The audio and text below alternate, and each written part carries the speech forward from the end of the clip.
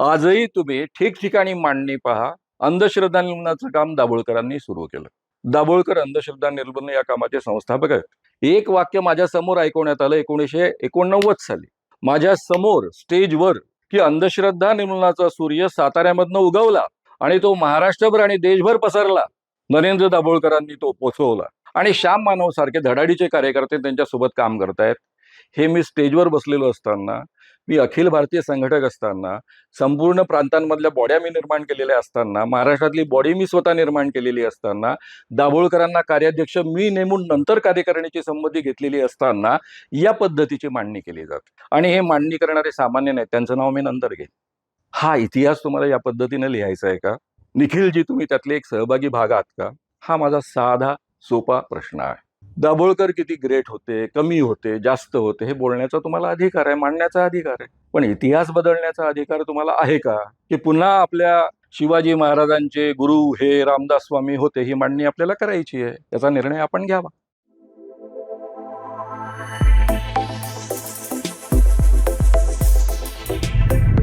Sir, आपण मध्यंतरी नरेंद्र दाभोळकरांबद्दल जे वक्तव्य केलं त्यावर पत्रकार निखिल वागळे यांनी अशी पोस्ट टाकली सोशल मीडियावरती की श्याम मानव अशा संकुचित वृत्तीमुळेच गाळात गेल्यात आणि ते दाभोळकरांच्या प्रसंगालाही पुरत नाहीत. यावर आपली काय प्रतिक्रिया आहे सर? निखिल वागळेंनी जी काही पोस्ट टाकली की श्याम मानव हे दाभोळकरांच्या प्रसंगाला सुद्धा पुरत नाही, हे त्यांचं विश्लेषण असू शकतं, त्यांचा विचार असू शकतो, त्यांचं मूल्यांकन असू शकतं, तो त्यांचा अधिकार आहे. मला त्याबद्दल काही बोलायचं नाही. दुसरं, त्यांनी वाक्य वापरलं की श्याम मानव संकुचित मनोवृत्तीमुळे. त्या अनुषंगाने मी काही गोष्टी बोलू इच्छेन. खरं म्हणजे ही पोस्ट आल्यानंतर ताबडतोब त्याच्यावर प्रतिक्रिया द्यावी असा अनेकांचा आग्रह होता. तरी मी म्हटलं आपण शांतपणे या प्रश्नाचं उत्तर देऊया. कधीतरी या विषयावर अतिशय विस्तारानं बोलणं नितांत गरजेचं आहे, असणार आहे. कारण आपल्या महाराष्ट्रामध्ये एक परंपरा आहे. शिवाजी महाराजांचे गुरु रामदास स्वामी होते. हे आवर्जून त्या पद्धतीची विचारधारा, त्या पद्धतीची मांडणी, हे ज्या दृष्टिकोनातनं समोर येतं त्याच पद्धतीनं पुन्हा महाराष्ट्रामध्ये अनेक गोष्टींबाबत घडत आहे का, असे काही प्रश्न या निमित्तानं मनात निर्माण झालेले आहेत आणि म्हणून मी या गोष्टी बोलतो आहे. आता खरं म्हणजे रामदास स्वामी शिवाजी महाराजांचे गुरु होते, नव्हते, त्यांची भेट झाली होती, नाही झाली होती, या गोष्टींना एवढं महत्त्व देण्याचं काय कारण आहे? आज शिवाजी महाराजही जिवंत नाही, रामदास स्वामी जिवंत नाही, आणि तरी आपल्या सगळ्यांना तो अत्यंत महत्त्वाचा मुद्दा वाटतो, कारण त्याच्या मागे एक विशिष्ट विचारधारा आहे. आणि ती विचारधारा त्या परंपरेनं ज्या पद्धतीची मांडणी करते, त्या मांडणीला आपला विरोध आहे, म्हणूनच आपण हे काम करत असतो. निखिल वागळेंना मी माझे फार चांगले मित्र समजतो. ते 1980 साली दिनांकमध्ये संपादक असल्यापासून त्यांचा माझा अतिशय उत्तम परिचय आहे, अशी माझी समजूत आहे. त्यांचे दिनांकचे अंक मी विदर्भामध्ये विकलेले आहेत.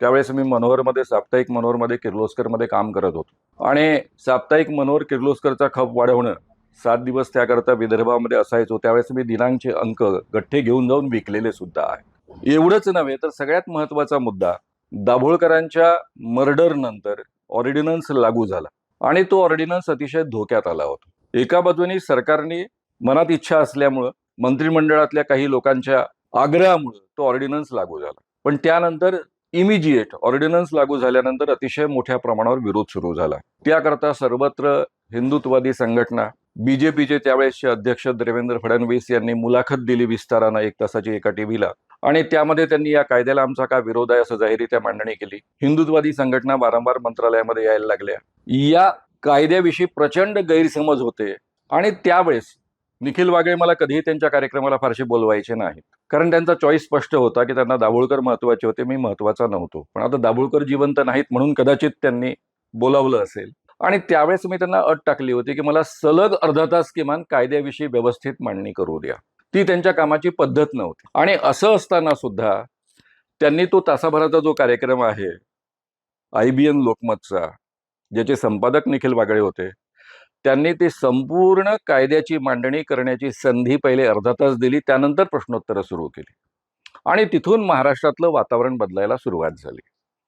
कारण कायद्यामध्ये एक्झॅक्टली काय आहे, त्यामध्ये ऑब्जेक्शनेबल काय काय नाही आहे, आणि ज्या पद्धतीचे ऑब्जेक्शन्स लोक उपस्थित करत आहेत, हिंदुत्ववादी संघटना उपस्थित करत आहेत, BJP उपस्थित करत आहे, शिवसेना उपस्थित करते आहे, त्या पद्धतीचं ऑब्जेक्शनेबल या कायद्यामध्ये काही नाही आहे, हे अतिशय उत्तम पद्धतीनं लोकांपर्यंत पोहोचवण्याची ती संधी प्राप्त करून दिली. त्याकरता मी नेहमीच निखिल वागळे यांचा ऋणी राहिलेलो आहे, आभारी राहिलेलो आहे. आणि त्यानंतर मग वातावरण बदलायला सुरुवात झाली. त्यानंतर उद्धव ठाकरेंची भेट घेणं, त्यांना कन्व्हिन्स करणं, त्यांच्यासोबत चर्चा झाल्यानंतर त्यांनी या कायद्याच्या पाठीशी उभं राहणं, एवढंच नव्हे तर मी या कायदा एकमतानं संमत झाला पाहिजे असा आग्रह ठेवून मी सगळ्यांचं मतपरिवर्तन करेन असं ते म्हणाले आणि प्रत्यक्षात तसं पुढे वागले. त्यानंतर देवेंद्र फडणवीसांची मुलाखत घेऊन त्यांचं मत परिवर्तन करून घेणं, त्यांनी या कायद्याला पाठिंबा देणं आणि पुढे डिसेंबरमध्ये तो एक मताने कायदा पारित होण्याच्या प्रक्रियेमध्ये हा जो मधला संपूर्ण 4 महिन्याचा कालावधी लागलेला आहे, 3.5 महिन्याचा कालावधी लागलेला आहे, त्या काळामध्ये मंत्रिमंडळातल्या मंत्र्यांपासून सगळ्याची मतं बदलवावी लागलेली आहे. आश्चर्य तुम्हाला असं वाटेल, त्यावेळेसचे उपमुख्यमंत्री अजितदादा पवार यांच्याकडे इतके डेप्युटेशन जायचे की त्यांच्याही मनामध्ये चलबिचल सुरू झाली होती. मी ऑर्डिनन्स लागू झाल्यानंतरची गोष्ट बोलतोय. तर त्यांना जाऊन कायद्यामधले सगळे बारकावे जाऊन सांगावे लागले. ज्या पद्धतीचे ऑब्जेक्शन्स येत आहेत त्या पद्धतीचं कायद्यात काही नाही. मग त्यांनीच आग्रह केला की पृथ्वीराज चव्हाण आपले मुख्यमंत्री आहेत, त्यांना जसं माझा तासाभराचा वेळ घेऊन तुम्ही सगळे बारकावे समजावून सांगितले तसे चव्हाणांपर्यंत ते पोचवा, म्हणजे तेही ठाम होतील. आणि या पद्धतीनं मंत्रिमंडळातल्या सुद्धा अनेक लोकांची मतं बदलवून हा 2013च्या डिसेंबरमध्ये दोन्ही सभागृहामध्ये हा कायदा संमत झालेला आहे. आणि त्यामध्ये अतिशय ठाम राहिलेली भूमिका जी घेतली ती म्हणजे शिवाजीराव मोघे सामाजिक न्याय मंत्री यांनी घेतली, म्हणून हे शक्य झालेलं आहे. विधानसभेमध्ये हा कायदा संमत झाल्यानंतर, म्हणजे मी 2013ची गोष्ट बोलतो आहे, त्यानंतर सुद्धा कॅबिनेटमधले अनेक मंत्री शिवाजीरावांसोबत येऊन बसायचे आणि म्हणायचे आता झालं आपलं नाटक पुरेसं झालं, आपण ऑर्डिनन्स पण काढला, आता विधानसभेमध्ये पण संमत झालेलं आहे, आता पुढे हा कायदा संमत करण्याची गरज नाही, तुम्ही विधान परिषदेमध्ये आग्रह धरू नका.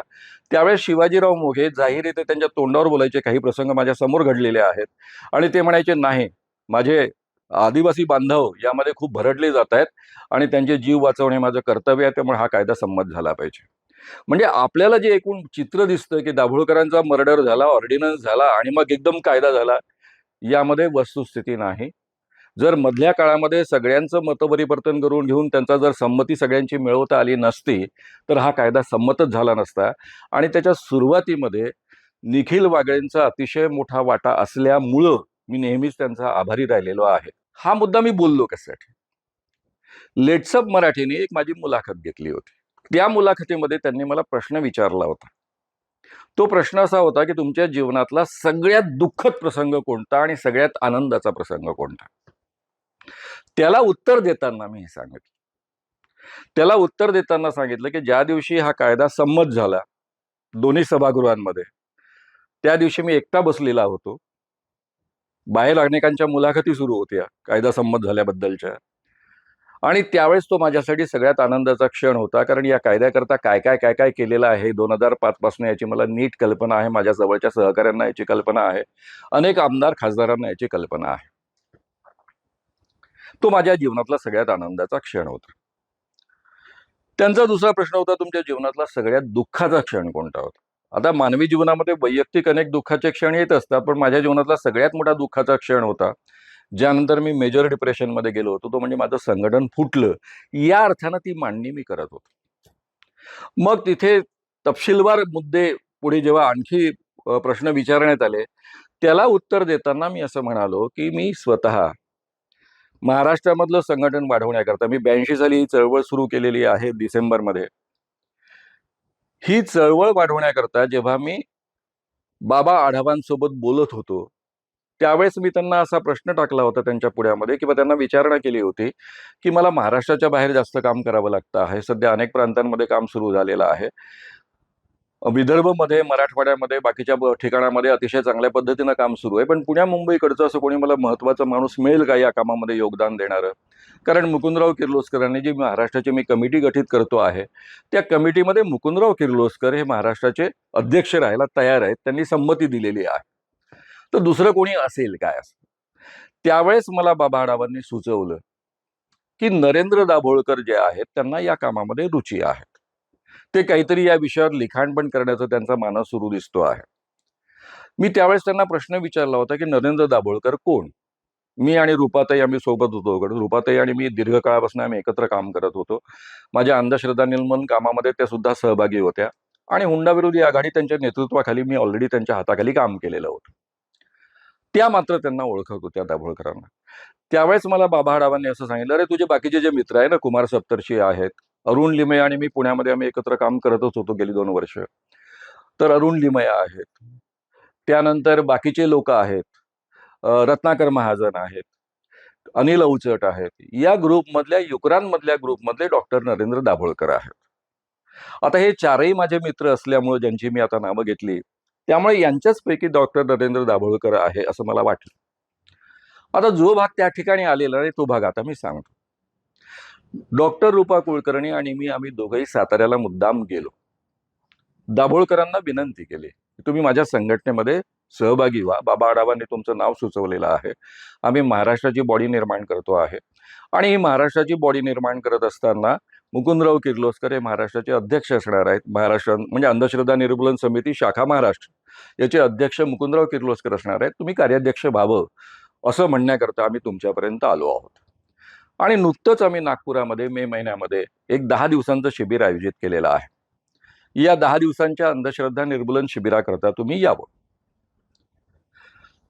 त्यावर त्यांनी प्रश्नाचा प्रतिप्रश्न माझ्या पुढ्यात उपस्थित केला. डॉक्टर रूपा कुलकर्णी, मी आणि त्यांच्या घरचे पण लोक असतील त्यावेळेस. ते असं म्हणाले की अंधश्रद्धा निर्मूलन हा विषय जास्तीत जास्त 3 तासांचा. 1 दिवसाचं शिबिर मी समजू शकतो, पण 10 दिवसांचं शिबिर कसं असू शकतं? आता माझा त्यांचा फारसा परिचय नसल्यामुळे या प्रश्नाचं मी काय उत्तर द्यावं हा माझ्या पुढ्यात प्रश्न होता. रूपाताईंनी पुढाकार घेतला. त्या असं म्हणाल्या की आम्हाला खरं म्हणजे हे 15 दिवसांचं शिबिर घ्यायचं होतं, पण आम्हाला 10 दिवसांचं शिबिर घेण्याची मुभा मिळते, कारण जे आयोजन करतायत त्यांना अधिक खर्च करण्याची त्यांची तयारी नाही.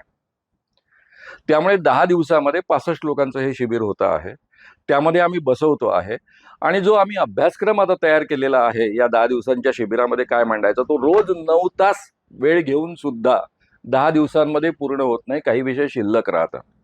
एवढ्या मोठ्या बौद्धिक लढाई, आतापर्यंत एवढी मोठी बौद्धिक लढाई आम्ही करत आलेलो आहे. अनेक परिसंवाद या विषयांवरचे झालेले आहेत वगैरे वगैरे. हा तपशील त्यांना पुरवला. त्यावेळेस ते म्हणाले मी विचार करतो. आणि पुढे 5 दिवस ते आलेत. म्हणजे 10 दिवसांपैकी 5 दिवस या पहिल्या शिबिराला, 1985-86 साली झालेल्या शिबिराला ते आलेत. त्यावेळेस त्यांचं लग्नाची बेडी नाटकाचा संपूर्ण दौरा होता. सामाजिक कृतज्ञता निधीसाठी पैसा गोळा करणं हा उपक्रम होता. बाबा आढाव त्याचे अध्यक्ष होते. त्यामध्ये नरेंद्र दाभोळकर होते, श्रीराम लागू, निळू फुले वगैरे या सगळ्या मंडळींना घेऊन ते संपूर्ण महाराष्ट्रभर दौरा होता. त्यामुळे पुढचे 2 वर्ष त्यांना सहभागी होता येणार नाही असं त्यांनी सुरुवातीलाच सांगितलं होतं. 87 साली ते या चळवळीमध्ये सहभागी झाले. 2 वर्ष माझ्यासोबत काम केलं. 89 साली त्यांनी स्वतःचं वेगळं संघटन निर्माण करायचं ठरवलं. तर मी बोलताना असं म्हणालो की त्यावेळेस बाबा आढावांना असं म्हटलं की हे संघटन फुटतं आहे, याचे 2 शकलं होत आहेत. ही जबाबदारी तुमची आहे, कारण तुम्ही डॉक्टर नरेंद्र दाभोळकरांचं नाव सुचवलं आणि तुमच्यामुळे त्यांना आम्ही महाराष्ट्राचं कार्याध्यक्ष या ठिकाणी माझ्या अधिकारामध्ये, मी ऑल इंडियाच्या बॉडीज निर्माण करण्याचा अधिकार मला होता, त्यामध्ये त्या अधिकारामध्ये त्यांना त्या ठिकाणी महाराष्ट्राचं कार्याध्यक्ष म्हणून पाचारण केलं. नंतर कार्यकारिणीची संमती घेतली आहे. कार्यकारिणीची संमती घेताना सुद्धा कार्यकारिणीच्या लोकांनी मला पहिला प्रश्न विचारला होता, हे नरेंद्र दाभोळकर कोण आहेत? ही अवस्था 86-87 सालची आहे, हे कृपया लक्षात घ्या. अंधश्रद्धा निर्मूलन या क्षेत्रामध्ये तोपर्यंत महाराष्ट्रामधल्या जे 26 जिल्हे सुरुवातीला होते त्यापैकी 21 जिल्ह्यांमध्ये ऑलरेडी काम उभं राहिलेलं होतं. अशी त्यावेळेस महाराष्ट्रातली परिस्थिती होती. गोव्यातलं गावनगाव जाऊन झालेलं होतं. गुजरातमधला अतिशय मोठा दौरा झालेला होता. 48 कार्यक्रमांचा अतिशय मोठा दौरा झाला होता. मध्य प्रदेशचा दौरा झाला होता. उत्तर प्रदेशचा दौरा झाला होता. त्यानंतर आपण महाराष्ट्राच्या स्थितीविषयी आपण बोलतो आहोत. 4-5 प्रांतांमध्ये ॲट अ टाइम ते काम सुरू व्हायची परिस्थिती निर्माण झाली होती आणि काही ठिकाणी काम सुरू झालेलं होतं.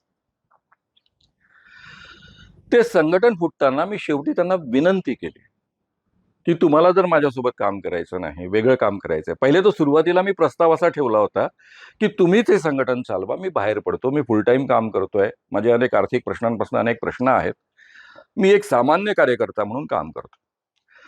पण आमच्या पनवेलला झालेल्या कार्यकारिणीच्या बैठकीमध्ये सगळ्यांनी हा आग्रह धरला की तुम्ही सोडून गेलात तर ठिकठिकाणी कार्यकर्त्यांना मार खावा लागेल, कारण शेकडो बाबा मांत्रिकांना आतापर्यंत एक्सपोज केलेला आहे. ते गावोगावचे बाबा लोक उचल खातील, तुम्हालाच ते फक्त घाबरतात. तुम्ही ज्या पद्धतीनं काम करता, ज्या पद्धतीनं त्यांच्या समोर सगळ्या गोष्टी मांडतात, त्यामुळे ते घाबरून असतात. आणि तुम्ही निर्भयपणे हे सगळं करता. त्या पद्धतीचं प्रोटेक्शन कार्यकर्त्यांना मिळणं शक्य नाही. आणि म्हणून तुम्ही सोडून जायचं नाही. मग त्यावेळेस मी म्हटलं की आपल्या जे राजकारण आहे त्याच्याविषयी मी आता बोलत नाही, मी नंतर बोलणार. नंतर बोलणार आहे म्हणजे आता नाही बोलणार. नंतरच्या काळामध्ये ती सगळी मी मांडणी करणार आहे, कारण ती मांडणी करणं अपरिहार्य आहे. नाहीतर पुन्हा शिवाजी महाराजांचे गुरु रामदास होते ही परंपरा चालू राहील. आणि म्हणून त्याकरता ही मांडणी करणं अत्यंत आवश्यक आहे. तर मी प्रपोजल असं ठेवलं होतं की मी एक सामान्य कार्यकर्ता म्हणून काम करातो. महाराष्ट्राचं संपूर्ण काम दाभोळकरांच्या नेतृत्वाखाली करावं. पण त्यावेळेसच्या त्या कार्यकारिणींनी मान्य केलं नाही आणि सगळ्यांनी एकमताने सही केली. मग मी म्हटलं, दुसरी अट टाकली की दाभोळकर ज्या पद्धतीचं राजकारण आपल्या संघटनेमध्ये करतायत ते मला मान्य नाही. आजपर्यंत आपल्या संघटनेमध्ये या पद्धतीचं राजकारण सुरू झालं नव्हतं. 82 ते आता 89 पर्यंत हे आपण काम करतो आहे. या काळात कधी असं घडलेलं नव्हतं. असं पुढं घडता कामा नये. त्यामुळे दाभोळकरांनी एक सामान्य कार्यकर्ता म्हणून या संघटनेमध्ये राहावं. ते कार्याध्यक्ष असणार नाहीत. आणि त्या पत्रावर त्यांनी सही केली. आम्ही असं समजलो की हा मुद्दा आता संपला. हा मुद्दा का निर्माण झाला, कसा निर्माण झाला हे मी नंतर बोलणार आहे. आणि ते जास्त भयानक आहे. ते ज्यावेळेस सगळं बाहेर येईल त्यावेळेस अनेकांना शॉक बसतील आणि त्यावेळेस बागड्यांची प्रतिक्रिया काय असेल मला माहित नाही. कदाचित ती छप्परफाड प्रतिक्रिया असेल, अशा पद्धतीची प्रतिक्रिया असेल. त्यांना या गोष्टी माहीत नसाव्या याच्यावर माझा विश्वास नाही. माहीत असून जर ही भूमिका ते घेत असतील तर मग फारच कठीण गोष्ट आहे. एवढंच फक्त मी या ठिकाणी म्हणू शकेल. त्यानंतर दाभोळकरांनी महाराष्ट्र अंधश्रद्धा निर्मूलन समिती निर्माण करायचं ठरवलं. त्या पद्धतीच्या बातम्या यायला लागल्या. त्या बातम्या आल्यानंतर मी बाबा आढावांकडे गेलो आणि हे जे आत्ता वाक्य वापरलेलं आहे ते मी बोललो त्यांना. हे संघटन फुटतंय, ते थांबवणं तुमची जबाबदारी आहे. आयदर तुम्ही संपूर्ण दाभोळकरांकडे ही जबाबदारी द्या, मी एक सामान्य कार्यकर्ता म्हणून काम करेन, मी माझ्या बाकीच्या कामांमध्ये गुंतेन, पण हे संघटन फुटता कामा नये. अंधश्रद्धा निर्मूलन समिती इंटॅक्ट राहिली पाहिजे. त्यावेळेस आढावांनी नरो वा कुंजरो अशी भूमिका घेतली आणि तो माझा आयुष्यभर त्यांच्याबद्दलचा आक्षेप राहिलेला आहे. त्यावेळेस त्यांनी ठाम भूमिका घ्यायला पाहिजे होती, पण ते घ्यायला ते तयार नव्हते. माझं काही नरेंद्र ऐकत नाही एवढं म्हणून त्यांनी प्रश्न संपवला. पण त्यावेळी अनिल अवचट आणि आपल्या दुसऱ्या अतिशय मोठ्या कार्यकर्त्या ज्यांचं नाव आहे मेधा पाटकर. खरं म्हणजे मेधा पाटकर यांचा माझा फार जवळचा संबंध नव्हता, फार मैत्री पण नव्हती, फार ओळख पण नव्हती, केवळ तोंड ओळख होती. अनिल अवचटांशी चांगली मैत्री होती. कारण मी पुण्यात 2 वर्ष काम करत असल्यामुळे स्वाभाविकच अनिल अवचटांशी अतिशय जवळीक निर्माण झालेली होती. या दोघांनी आम्हाला पुण्याच्या साहित्य परिषदेच्या एका रूममध्ये घातलं. हे दोघेही बाहेर बसले आणि तुम्ही आपसात निर्णय घ्या असं सांगितलं. त्यावेळेस मी दाभोळकरांकडे एक प्रपोजल ठेवलं की आपण एकत्र काम करणं शक्य नाही असं जर तुम्हाला ठामपणे वाटत असेल तर हरकत नाही, पण तुम्ही अंधश्रद्धा निर्मूलन समिती हे नाव वापरू नका. कारण या नावाने गेले 9 वर्ष हे काम चालू आहे. महाराष्ट्रभर आणि आजूबाजूच्या प्रांतांमध्ये शेकडो बाबा मांत्रिक देवा यांचं एक्सपोजर त्या नावाखाली झालेलं आहे. त्या पद्धतीची मांडणी झालेली आहे. देवधर्मविषयक भूमिकेची त्या पद्धतीची मांडणी झालेली आहे. यातल्या अनेक गोष्टी तुम्हाला मान्य नाहीत. असं असताना सेम नाव ठेवू नका, पुढे फार अडचण होईल. तुम्ही वेगळं नाव घ्या ना. जसं छात्र भारती ऑलरेडी यामध्ये सहभागी होते अंधश्रद्धा निर्मूलनाच्या कामामध्ये, किंवा दुसरं सोलापूरच्या भागामध्ये लोकविज्ञान संघटना याच विषयावर काम करते. तिथे जाऊन मी बिवळीच काम करत नाही, त्यांनाच संपूर्ण ते काम करू देतो आहे. या पद्धतीनं मी छात्र भारतीचं काम नावाखाली काम करा, दुसऱ्या कशाच्या नावाखाली काम करा, पण अंधश्रद्धा निर्मूलन समितीच्या नावाखाली काम करू नका. कारण त्यातनं पुन्हा मग 2 आणि सगळ्याच गोष्टी विचित्र होतील. त्यावर त्यांनी मला जे म्हटलं ते वाक्य मी त्या मुलाखतीमध्ये वापरलेलं आहे, ज्याच्यावरची ही सगळी प्रतिक्रिया आहे. त्यावेळेस ते मला म्हणाले, मी पुन्हा रिपीट करतो आहे, तुला अडचण काय आहे? तू म्हणतोय त्याच पद्धतीनं हे काम आतापर्यंत झालं, त्याच पद्धतीनं चाललं पाहिजे असा तुझा का आग्रह आहे? नाहीतरी आता शेकडो कार्यकर्ते तयार झालेले आहेत, ते गावोगाव काम करतायत. पहिलं नाव तुझं घेतलं जात आहे, दुसरं नाव माझं घेतलं जात आहे. तुझी अडचण काय आहे? ते ऐकल्यानंतर मला या वाक्यांची शिसारी आली आणि मी तिथून बाहेर पडलो. हे मी बोललो आहे, त्यावर मी आजही ठाम आहे, उद्या परवाही ठाम असणार आहे. मी आयुष्यात कधीच खोटं बोलत नाही. माझ्या अख्ख्या आयुष्यामध्ये मी आजपर्यंत एकही वाक्य खोटं बोललो याचा पुरावा समोर आणावा. माझं संपूर्ण सामाजिक जीवन इतक्या वर्षांचं आहे. मोर दॅन 45 इयर्स, 45 वर्ष तर याच कामाला झाली. त्याच्या आधी 10 वर्षाचं आयुष्य आहे. मी 19व्या वर्षी सार्वजनिक कामाला सुरुवात केलेली आहे. माझ्या अख्ख्या आयुष्यामध्ये मी कधीही खोटं बोललो याचं एक वाक्य, एक पुरावा माझ्या लिखाणापासून कुठेही कोणी दाखवून द्यावा. मला खोटं बोलत नाही. कोणत्याच कारणाकरता मी खोटी मांडणी करत नाही. मी जगामध्ये कोणाला घाबरत नाही. प्रसिद्धीकरता एकही गोष्ट आयुष्यात कधी करत नाही. कोणाला काय वाटतं, नाही वाटतं, ज्यांना कळतं त्यांना कळतं, ज्यांना कळत नाही त्यांना कळत नाही. त्यामुळे ही फॅक्ट आहे. ती फॅक्ट मी मांडली. त्या फॅक्टवर ही निखिल वागळेंची प्रतिक्रिया आहे. माझा पहिला प्रश्न आहे की ते मला 80 सालापासून ओळखत असावेत असा माझा अंदाज आहे. महाराष्ट्रामध्ये असा एक पत्रकार नव्हता की जो 1989 सालापर्यंत मला ओळखत नव्हता. मी महाराष्ट्रामध्ये अंधश्रद्धा निर्मूलनाचं काम करतोय याबद्दल. कारण मी थ्रूआउट महाराष्ट्र काम करत होतो. महाराष्ट्रातलं असं एक वृत्तपत्र नाही. तुम्ही जर आता 82 सालापासून तर 89 सालापर्यंतची महाराष्ट्रभरातली वृत्तपत्र काढली, तसं तुम्हाला एक वृत्तपत्र दिसणार नाही ज्यामध्ये बातम्या आलेल्या नाहीत. संपूर्ण महाराष्ट्रामध्ये झंझावाती दौरे केलेले आहेत. माझ्या व्याख्यानांना हजारोच्या संख्येनं नेहमी गर्दी व्हायची आणि तो त्या गावातला मोठा इव्हेंट असायचा, त्या शहरातला मोठा इव्हेंट असायचा. हा रेकॉर्ड राहिलेला आहे आतापर्यंत. श्याम मानवांच्या कार्यक्रमांना प्रचंड गर्दी जमते अशी सर्वत्र चर्चा असायची. सामाजिक क्षेत्रातल्या कोणत्याच माणसाच्या कामाला एवढ्या मोठ्या प्रमाणावर लोक भाषणं ऐकायला येत नाहीत अशी चर्चा असायची. आणि हे सगळं वृत्तपत्रांमध्ये प्रगट व्हायचं. त्यामुळे निखिल वागळेंना हे माहीत नाही मी 82 सालापासून काम करतो आहे याच्यावर माझा विश्वास नाही. त्यांची एवढी तीव्र प्रतिक्रिया का निर्माण व्हावी? आजही तुम्ही ठिकठिकाणी मांडणी पहा. अंधश्रद्धा निर्मूलनाचं काम दाभोळकरांनी सुरू केलं. दाभोळकर अंधश्रद्धा निर्मूलन या कामाचे संस्थापक आहेत. पुढे आणखी मी भयानक गोष्टी मांडणार आहेत. एक वाक्य माझ्या समोर ऐकवण्यात आलं 1989 साली माझ्या समोर स्टेजवर की अंधश्रद्धा निर्मूलनाचा सूर्य साताऱ्यामधनं उगवला आणि तो महाराष्ट्रभर आणि देशभर पसरला. नरेंद्र दाभोळकरांनी तो पसरवला आणि श्याम मानव सारखे धडाडीचे कार्यकर्ते त्यांच्यासोबत काम करतायत. हे मी स्टेजवर बसलेलो असताना, मी अखिल भारतीय संघटक असताना, संपूर्ण प्रांतांमधल्या बॉड्या मी निर्माण केलेल्या असताना, महाराष्ट्रातली बॉडी मी स्वतः निर्माण केलेली असताना, दाभोळकरांना कार्याध्यक्ष मी नेमून नंतर कार्यकारिणीची संमती घेतलेली असताना या पद्धतीची मांडणी केली जाते. आणि हे मांडणी करणारे सामान्य नाही, त्यांचं नाव मी नंतर घेईन. हा इतिहास तुम्हाला या पद्धतीने लिहायचा आहे का? निखिलजी, तुम्ही त्यातले एक सहभागी भाग आहात का? हा माझा साधा सोपा प्रश्न आहे. दाभोळकर किती ग्रेट होते, कमी होते, जास्त होते हे बोलण्याचा तुम्हाला अधिकार आहे, मांडण्याचा अधिकार आहे. पण इतिहास बदलण्याचा अधिकार तुम्हाला आहे का? की पुन्हा आपल्या शिवाजी महाराजांचे गुरु हे रामदास स्वामी होते ही मांडणी आपल्याला करायची आहे. त्याचा निर्णय आपण घ्यावा.